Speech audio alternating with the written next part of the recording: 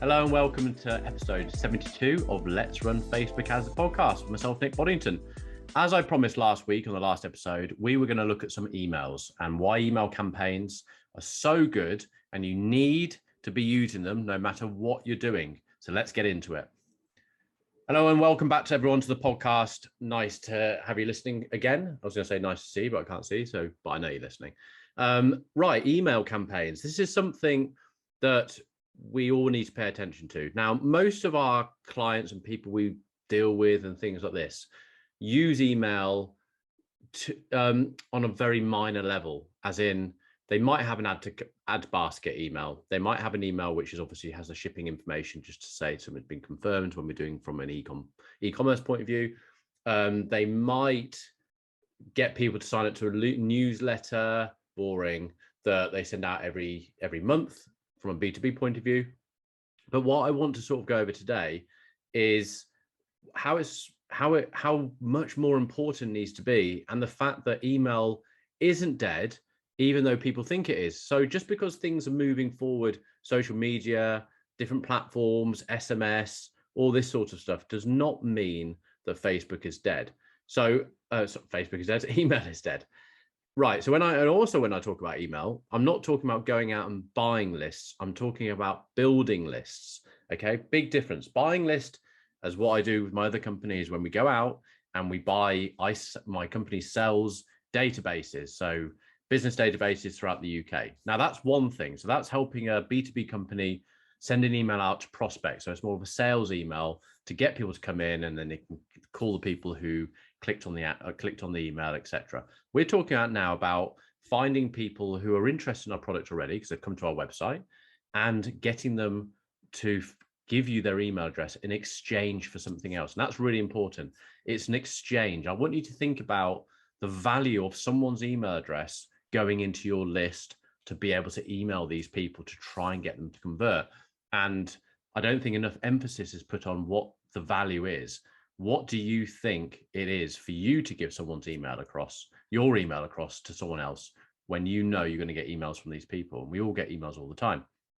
Emails are used by people every day, students all the way up to adults. So students in most universities around the world are required to have an email address for the university. Okay.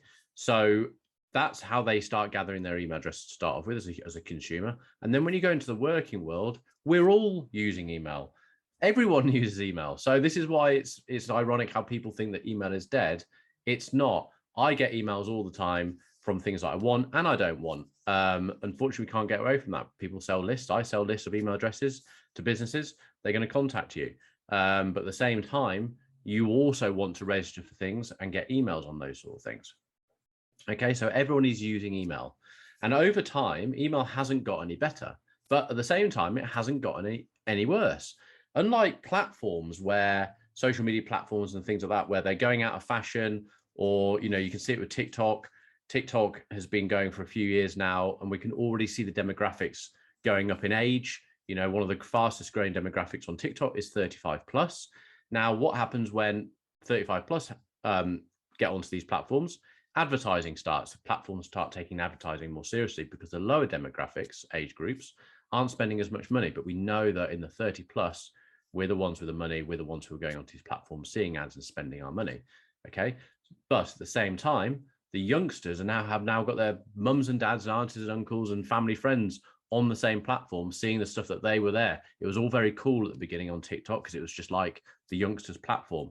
It gets older, and those youngsters start leaving and trying to find another platform to go to. I'm not saying it's overnight. This happens over years, but it happens to all the social media platforms that we know of and trust now. It's the same thing.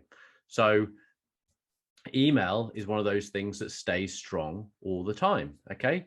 Open rates still remain 15%. And I've been saying that for ages. I mean, as I said, my other company, we sell email addresses. We still see the same open rates, around 15%, with an average click-through of 3%. And email also drives around 25% of revenue over time. Okay. In fact, email has been on the increase since 2020. And I don't really know the reasons why. I mean, we've had a pandemic since then. People are probably spending more time at home. So it is increasing. They're spending more time looking at their devices and things like that. So a little stat here, OmniSend, an e-commerce platform, found conversion rates skyrocketed throughout 2020. Promotional email campaigns netted 111% year on year. Okay, there's a massive opportunity to boost sales through order and shipping confirmation. So don't just think, especially if you're e-commerce or something and you're sending an email out, say your shipping confirmation or your order confirmation, put call to actions on these things. These are, you know, that they are going to open this email to see what you are emailing about because it's about their order. Take this as an opportunity to give them a further discount by clicking through back to the website. Look at everything as an opportunity, as a touch point. Okay, we're going to go into that in a second. Touch points and sales cycles. Use every opportunity you can to get someone back into your funnel. Okay, the conversion rate for these transactional messages jumped 350%, 56% from 2019 to 2020. Okay, really, really important. So how can we use email? Well, from my point of view, from our business, when someone comes in from a lead, and I actually had a potential consultancy client come on a call with me yesterday, and the first thing he said was how much he loved the interaction with our emails. Now, our emails are automated. They look great. They look like I've written them. I love written them myself. I haven't. It's automated, but it's our experience, and this is what we're as an agency we do. So we spend a lot of time. We call them plain text emails. They're not coming through as an HTML. They're plain text emails that are coming through that we want to make look like I've written myself. So they're very personal, welcoming, and they say what they need to say. And this person thought they were brilliant, really, really good. So it's really nice to hear that. I wish everyone would say things like that so we know what we're doing is right. So from that point of view, someone comes in, they see an ad of ours, they come in, they register with a consultancy 30-minute session with me, free of charge, and then they get the automation email. And that can go on for, I think there's about 5 emails getting them up to the call. Once they've completed that call, I then do things in our CRM, which says, I've had the call, I'm moving them over to showing them the offer. And then they get an email based on the packages that I do for my consultancy and take them through these. And each of those packages, those emails, describe the packages, describe value, look at testimonials, things like this. We're going into a bit of a sales cycle. Like, I can't be sure that everyone who's going to come onto my 30-minute call with me is going to sign up with me. They're not. They might think it's too expensive. They might not see the value yet, whatever. I'd like to think they see the value when they spend 30 minutes with me, but I can't assume it. So I have to set up these emails so that I can try and convert them at a different stage of that funnel. Okay. So with automated email campaigns systems, you can do things like have tags and triggers. So when someone does an action, like if they don't, they go down another sequence of email. So the thing that's daunting about this sort of thing is that people think it takes ages to set up, but it doesn't. I mean, you could set up an automated email trail, and then you could say, okay, I want an email every 3 days to go out to the consumer, and just write that email 3 days, save it, and it becomes part of your automation. If you were to do that once every 3 days or every week for a year, you've then suddenly got a whole year's worth of email set up, which automatically go when someone falls into your email database because they've registered for a free trial, they've registered for a download, a resource download, they've registered for tips on buying properties, whatever it might be, e-commerce, 10% off, 25% off, birthday card campaign. Look back at one of our earlier podcasts where we talk about the birthday card campaign, which is still working amazingly for our client. And we're getting more and more clients using these things all the time. So these are the sort of things I want you to start thinking about from an email point of view. Now, when we look at a sales cycle, and this is why this is really important, and I sort of got an analogy for this the other day. From a Facebook point of view, we are renting time from Facebook, leasing time from Facebook. We're asking Facebook to show some people an ad of ours. And once that impression's gone, we're out. We hope that they would have clicked through. What we want to try and do is get them in our funnel. Then we own that particular consumer. If we can get the email address of someone, whether you're B2B or B2C, I need to start thinking about this. If we can get that email address, we can trade it for something that we can give them. We are then getting an email address and we can start sending good, valuable, offered emails to that consumer to get them back into our funnel to buy our products or services. Okay.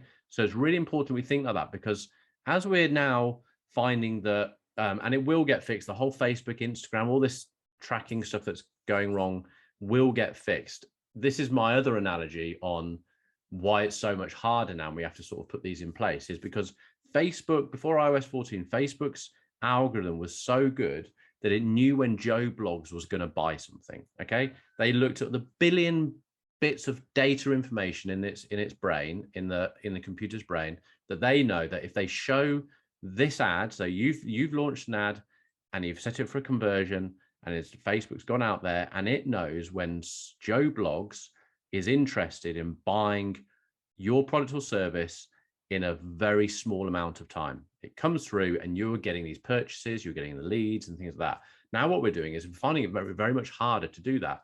And it's like Facebook is that Joe Blogs is still in your audience. He's still wherever you've got your ads. They're all the same. They're still out there. He's still in that audience, but you've got to bring it. But Facebook's not as good as bringing him in and knowing when Joe Blogs is deciding to buy. So they've got him to click through. He's coming to your sales cycle. But now we've got to spend a lot more time and effort trying to get Joe Blogs to convert. Okay, so rather than Facebook bringing him in on a Monday, knowing that stats say on a Tuesday he's likely to buy your product, Facebook's bringing him in saying, probably in the next 60, 90 days he might buy. So we can't just rely on getting them in, showing our landing page, going again and thinking, we've done such a good job of our landing page, et cetera, et cetera. He'll be back soon to go and buy us. It won't happen like that. So what we've got to do is really look at the sales funnel. We need to do an Omni 8, which I talk about on my other podcast, where we're using a reach camp, building an audience of people that come into the landing page. We build an audience of those visitors, and now we're showing multiple ads using a reach objective to get ads in front of them cheaply. At the same time, whether it's part of an Omni 8 or whether we're going out as a separate ad to get someone in for an offer, which is when, from an e-commerce point of view, we find that birthday offer works so well because we're giving them something really good in exchange. So that jewelry company have an actual campaign getting leads using an on Facebook lead form to get people to sign up, to give their email address to our client in exchange for £20 off their jewelry on their birthday. And they'll get a reminder on their birthday or the day before saying, happy birthday, here's your 20% code, £20 off code to use on our website. Okay, works really well because they've thought about what value that person's email address is to that consumer. And £20 off jewelry was a great value, and they're getting people's email addresses for 70p an email address. They can keep that on £10 a day as they're doing at the moment. They could scale it if they wanted to and really fill their database up with people's up and coming birthdays. It means they can now keep interacting with them all the time. They actually have people coming to order off. So I think when they get their first email address out of the sequence, which we call a welcome series, they exchange that, they go onto the form, they give their email address in, that email address falls into the client's database, and then the automated system starts the welcome process off by saying, hey, thank you for registering with our birthday campaign. As a thank you to start you off, we'd like to present you 10 or 15 pounds off our jewelry. They're getting people clicking through at this point and making an order. So because this has only been going on a couple of months, we've still yet to actually go in there and look at how many people's birthdays have crossed over and how many orders have come from those birthdays for the £20 off, how many people have actually bought from that first email with 15% off, which means that they've come in, it's cost us 70p for an email address, but are we getting an order every week, which kind of covers the costs or makes a profit on what we've paid Facebook to gather their email address at 70p an email. See what I'm doing there? So it's within how much time does the campaign become completely profitable, because the amount of emails that are coming in at 70p, the emails that are going out with offers in are new jewelry that's coming down, getting people back into it, how much money is being made from getting that email coming in, return business, lifetime value of a customer, etc., etc. So these are the things that I want you to think about. We've got plenty of different, we can even do email campaigns for you ourselves if it's something that you don't want to do yourself in those platforms out there called things like Aweber and Klaviyo and things like that. If you want us to do it for you, we can do this. We can have people, we can link your CRM to our Let's Run funnels, and Let's Run funnels, we're able to do email campaigns and email sequences. So if you need our help with that, that's absolutely fine. But I really want you to start thinking about how you can use email more often, and don't think about whether someone's going to get annoyed with you, because you can, in these systems, you can also set up email one goes out, 15% of people open it, leaves another 85% who didn't open it. So you repeat that email within a day, excluding the people who opened the first one, and resend it again to the 85% who didn't open it. Another 15% open, falls into the pot. The next day, resend again to the remaining 70% that didn't open from the first two emails. So you can just keep on going with all this, and it's all automated. You just spend some time setting it up and it goes for you. But remember, the whole thing about this is you're renting these people from Facebook. Getting their email address means you now own them. People sell companies based on email addresses. When people are selling companies, the people buying it are interested in what customers they've got. What's their email list like? What's their return buying cycle? All these things all stem down to the one thing that we can own, which is their email. I want you to think about that, not just for getting people in to acquiring a new customer, getting their email address, but also when you've had a customer buy from you, you want to get their lifetime value up by carrying on emailing them, getting them back into your funnel with offers and getting them to buy more and more products from you, which increases that lifetime value. The most expensive part of any marketing strategy or advertising strategy is getting the acquisition of a new customer. Once you've got that person, think of that person as gold dust, and you want to get more and more money out of that person. They like your product, they trust you, get them spending more. Okay, I hope this helps. Any questions, again, email me at nick@letsrunsocial.com. We'll answer any questions you might have.